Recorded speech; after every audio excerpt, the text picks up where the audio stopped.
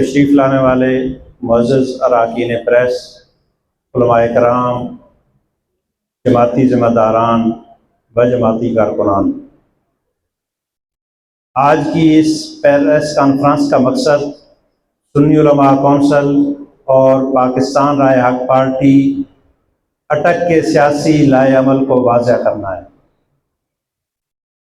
جیسا کہ آپ حضرات کے علم میں ہے کہ ماضی قریب میں منعقد ہونے والے جنرل الیکشن میں سنی علماء کونسل اور پاکستان رائے حق پارٹی نے پہلی مرتبہ ضلع اٹک کی دونوں قومی اسمبلی کی نشستوں سے اور صوبائی اسمبلی کی 4 نشستوں سے الیکشن میں باقاعدہ حصہ لیا، اور الحمدللہ ان قومی اسمبلی اور صوبائی اسمبلی کی نشستوں پر ہمارے امیدواروں نے خاطر خواہ ووٹ حاصل کیے، جس سے ہم مطمئن ہیں اور ہمارے حوصلوں میں اضافہ ہوا ہے، اور ہم اس نتیجے میں پہنچے ہیں کہ مستقبل کے لیے ہمارے وہ ووٹ حاصل کرنا ہمارے لیے حوصلہ افزا ہے۔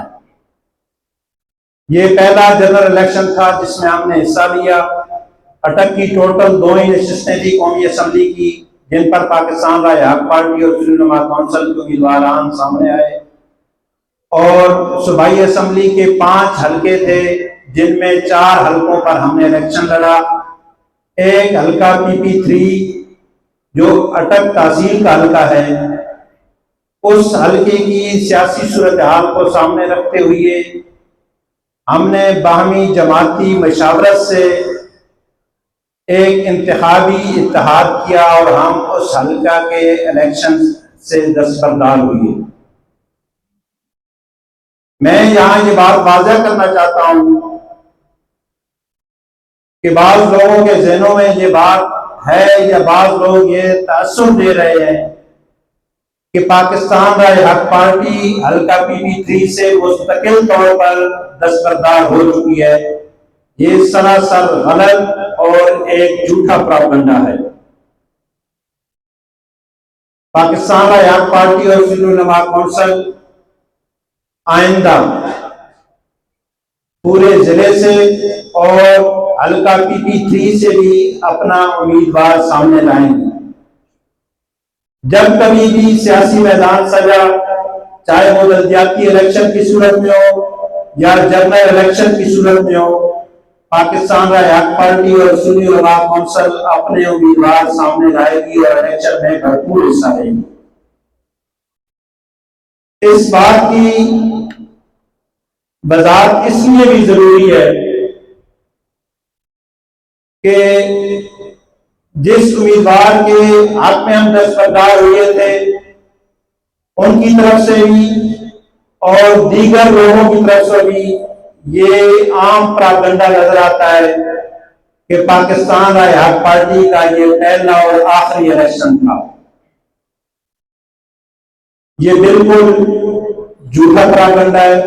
میں یہ واضح کرنا چاہتا ہوں کہ PP3 سے پاکستان رائے حق پارٹی اور سنی علماء کونسل مشترکہ امیدوار سامنے لائے گی، اور دیگر بھی کوئی حلقہ انشاءاللہ خالی نہیں چھوڑیں گے۔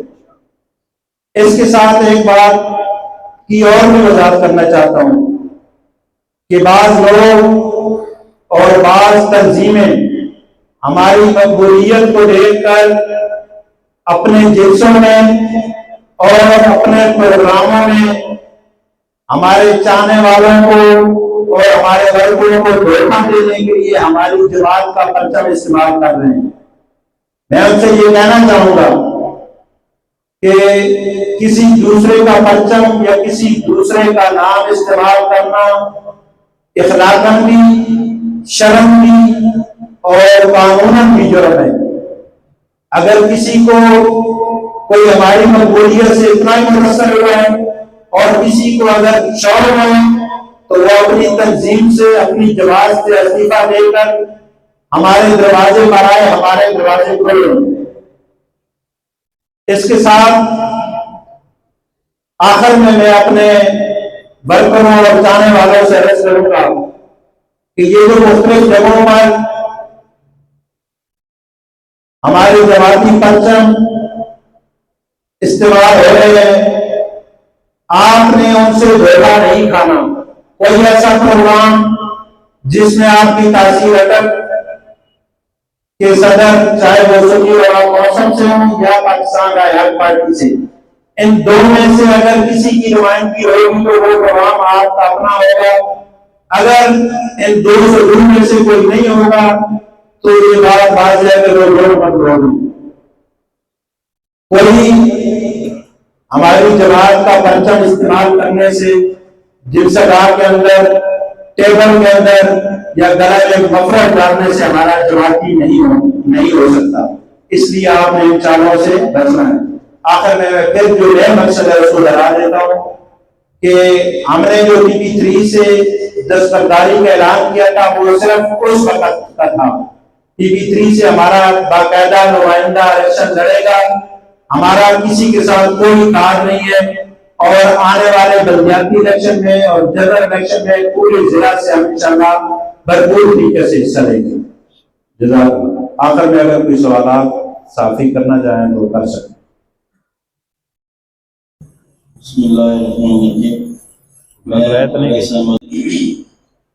پورے ضلع سے 4 قومی صوبائی اسمبلی کی نشستوں پہ اور قومی اسمبلی کی نشستوں پہ اپنے امیدوار پہلی دفعہ ضلع تک میں لائے اور الحمدللہ خاطر خواہ وہ پاکستان رائے پارٹی نے حاصل کی. پاکستان رائے پارٹی آج سے تقریباً 2010 میں پاکستان میں اس کا قیام ہوا. پاکستان رائے پارٹی کے اس وقت جو چیئرمین ہیں وہ پیر حکیم ابراہیم قاسمی صاحب ہیں، جنہوں نے پشاور سے صوبائی اسمبلی کی سیٹ پہ 2 دفعہ MP رہے. اور پاکستان رائے پارٹی کے اس وقت پنجاب کے صدر شیخ محمد اقبال صاحب. پاکستان رائے پارٹی نے پورے پاکستان میں خاطر خواہ ووٹ لیے ہیں اور یہ پہلی دفعہ تھی کہ پاکستان رائے پارٹی نے پورے پاکستان کے ہر صوبائی اور قومی اسمبلی کے نشست پہ اپنا امیدوار لایا.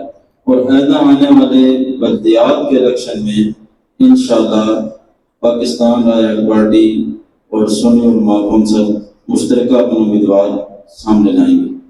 کیونکہ پاکستان رائے پارٹی کے بعض بلکہ زیادہ نشستوں پہ سنی علماء کونسل کے امیدواروں نے اپنا ٹکٹ لیا جس میں انہوں نے الحمدللہ اچھے ووٹ دیے. تو آنے والے تمام مہمانوں کو میں شکریہ ادا کرتا ہوں، خصوصاً صافی برادری کا جنہوں نے اپنا قیمتی وقت نکال کر ادھر ہمارے ایک چھوٹی سی کال پہ جائے. اور اس کے ساتھ ایک اور وضاحت کرتا ہوں کہ PP3 پہ ایک بات واضح ہے کہ PP3 میں پاکستان رائے پارٹی کا ہی امیدوار ہوگا. کچھ مشاورت کے بعد ہم دستبردار ہوئے ضرور ہوئے، لیکن آئندہ آنے والے الیکشن میں PP3 میں اور قومی اسمبلی کے NA 49 پہ پاکستان رائے پارٹی کا ہی امیدوار انشاءاللہ سامنے نام کا اعلان کریں آپ جو بتایا آپ کو نام